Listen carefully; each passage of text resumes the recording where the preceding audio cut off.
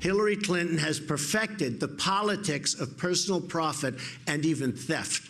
She ran the State Department like her own personal hedge fund, doing favors for oppressive regimes and many others, and really many, many others, in exchange for cash.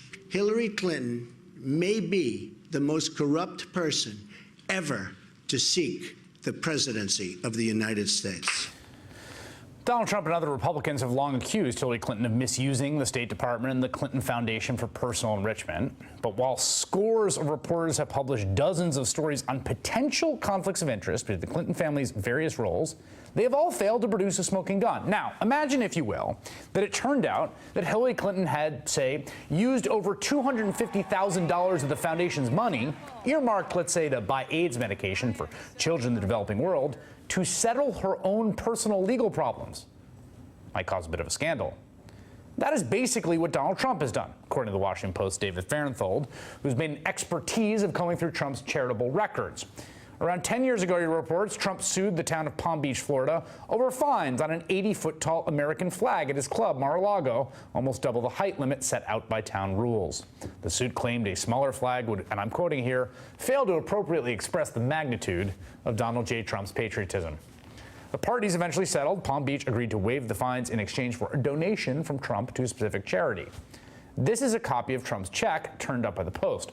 $100,000 to Fisher House, veterans charity, not from Trump himself, but from the Donald J. Trump Foundation. Then there was Donald Trump's golf course bait and switch, the case of a man who, as I mentioned earlier, won $1 million prize for a hole-in-one at Trump's club north of New York City. Only to find out later, you had to hit the ball 150 yards to win, and that particular hole fell short. The man, Martin Greenberg, sued the golf club. The parties eventually agreed to a settlement requiring the club to donate to a charity of Greenberg's choice. That money, $158,000 to the Martin Greenberg Foundation, came from the Trump Foundation, which reported it in a 2012 IRS filing. According to the Post, Greenberg Foundation reported no contributions that year from either Trump himself or his golf club. Just to be clear here, it is illegal to derive personal benefits, like, say, fulfilling one's legal obligations, from a nonprofit or charitable organization, a practice known as self-dealing.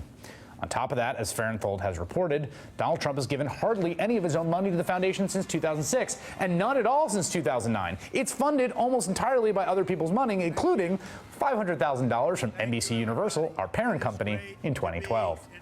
The Post's David Fahrenthold is one of a small handful of reporters doggedly pursuing the truth about Donald Trump's business and financial dealings in spite of his refusal to release his tax returns.